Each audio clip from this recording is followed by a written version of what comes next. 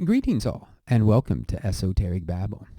Today, I'd like to respond to a video that I made, Is God Evil?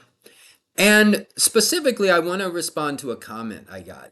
I received a really good comment, and I want to share that comment and share my response to it. I was going to do it in writing, just a written comment, but I thought, well, people could maybe they would like to hear what that commenter had to say, and maybe hear my response as well.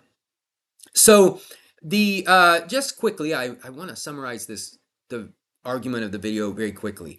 The argument is that if there's a divine being that precedes reality, that preceded our reality, shaped our reality, and knew ahead of time everything that would happen in this reality, then that God is responsible and the cause of evil.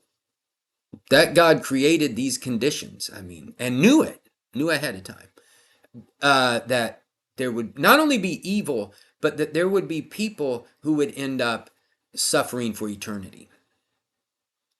Now, I won't put the commenter's full comment up. I think I can just summarize it by saying that, and it's a good point, that God is responsible for creating the conditions, but not culpable.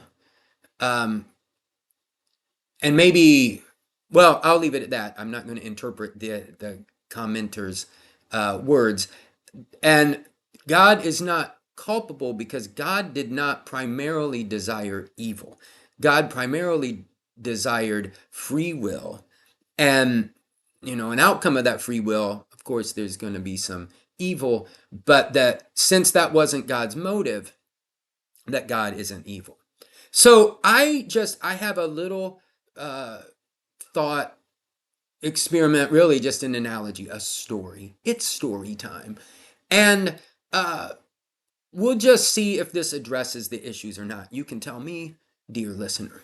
So I want us to imagine a very benevolent person. He's very wealthy, very benevolent, and has decided, maybe he's getting on in years, in order to kind of give back to society, he wants to make like a soup kitchen or just a place where people can come get free food and stay.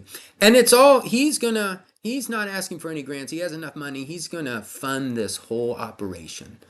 And no one, not no one, some people will have to know that he's behind it, but basically he's keeping his identity hidden. He wants no glory. He just wants a place for people who are suffering to come get some relief. They can get some food, they can get some shelter. Maybe down the line, who knows, there'll be counseling, or there'll be other services added on that could help people too, maybe get back to a life that doesn't include them living on the streets. So that's the setup. Benevolent, not driven by, there's no greed factor here. Person's actually going to be giving money. He's going to be giving a lot of money to make this thing happen. And going through, there's lots of stuff, lots of regulations and things. So, a tremendous amount of work is going into this. So here's what happens. That person is visited in a dream, maybe. We'll keep that kind of biblical, like Joseph. And, for the purposes of this story, we have to assume that what this person sees in the dream is actually going to happen. This person knows beyond the shadow of a doubt. And in this vision, God or a divine being, an angel says, look, I've got bad news for you. If you open this soup kitchen, this facility, and it doesn't matter when, it doesn't matter what steps you take to prevent this from happening, someone's going to show up and murder, could be one person, going to murder 25 people. People are going to die. And so in our story, this benevolent person goes ahead and opens the soup kitchen, the facility. And sure enough, he tries his best. He thinks, I can place guards around. But sure enough, for whatever reason, maybe it's one of the guards, someone ends up killing like 25 people. What do we think about that person? Do we think that person's responsible? Do we think that person's culpable? Like legally, would that person be culpable? If, something like a dream could be admitted into evidence in a court of law.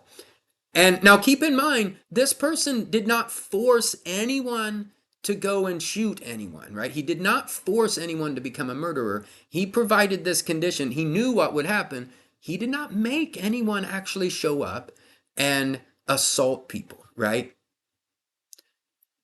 But do you think he's responsible? Would you personally, if you knew all of that, someone you knew, family member, got gunned down, how would you feel about that person then? And that's my question for today. And I look forward to hearing your responses. Peace, everyone.